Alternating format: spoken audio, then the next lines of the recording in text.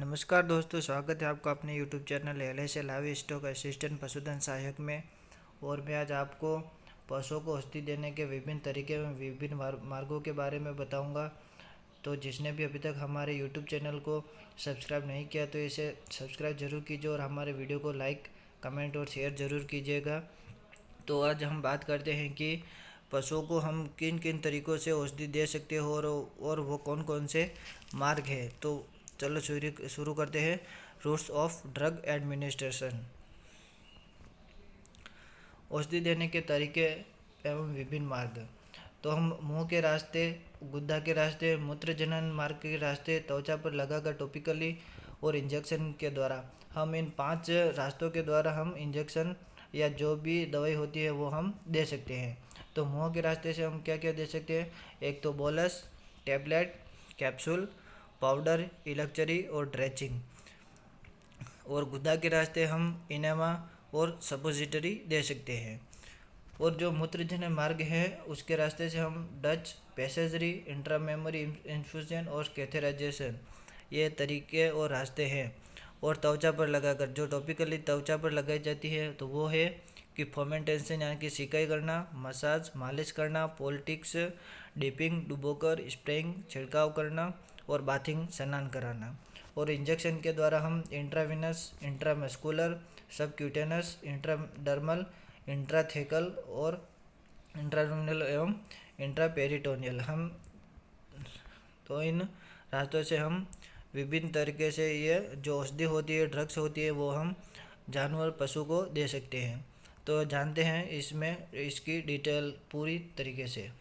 सबसे ज़्यादातर यूज़ करते हैं वो है मुंह के रास्ते से एक इलेक्चरी चटनी, यानी कि अर्ध ठोस औषधि को शहद या गुड़ में मिलाकर जीभ व होठों पर लेप लगाना। और ड्रेंचिंग, जानवर को नाल के माध्यम से तरल औषधि पिलाना। ड्रेंचिंग अर्थात जो लकड़ी के बाँस या जो प्लास्टिक या रबर की जो नाल होती है वो अंदर से खोखले होते हैं, उसमें लिक्विड औषधि डालकर जानवर के मुंह में डालकर उसको पिलाई जाती है, तो उसे ड्रेंचिंग कहते हैं।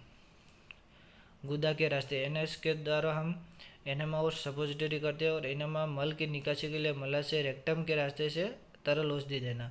जो रेक्टम होता है उसमें तरल औषधि को हम पशु के शरीर में डालते हैं, तो जिससे कि मल की निकासी जल्दी हो जाती है।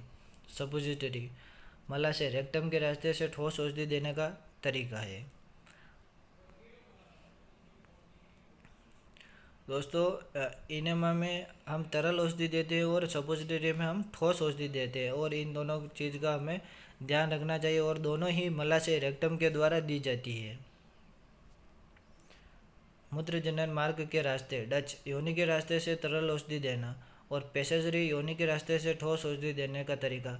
और यहाँ पर भी हमें ध्यान रखना चाहिए कि डच का मतलब तरल औषधि देना होता है और पैसेजरी का मतलब ठोस औषधि देने का तरीका है।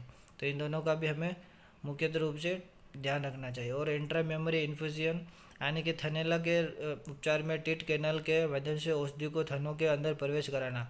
यानी कि मास्टाइटिस के ट्रीटमेंट में जो हम माध्यम यूज़ करते हैं उसमें टेट कैनाल के माध्यम से औषधि को थनों के अंदर प्रवेश कराया जाता है, तो उसे इंट्रामेमोरी इन्फ्यूजन कहते हैं।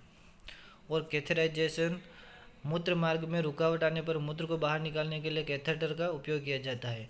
अर्थात जो मूत्र मार्ग है उसमें अगर किसी प्रकार से अगर रुकावट हो जाती है और मूत्र विसर्जन नहीं हो रहा है तो हम कैथेटर का उपयोग करते हैं।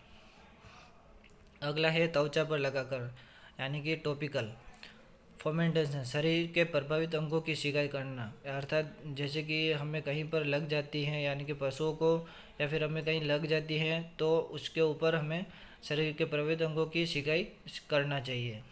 तो यह भी 2 प्रकार की होती है। एक तो कोल्ड फर्मेंटेशन, यानी कि तरल सूजन को कम करने के लिए बर्फ से सिकाई करना।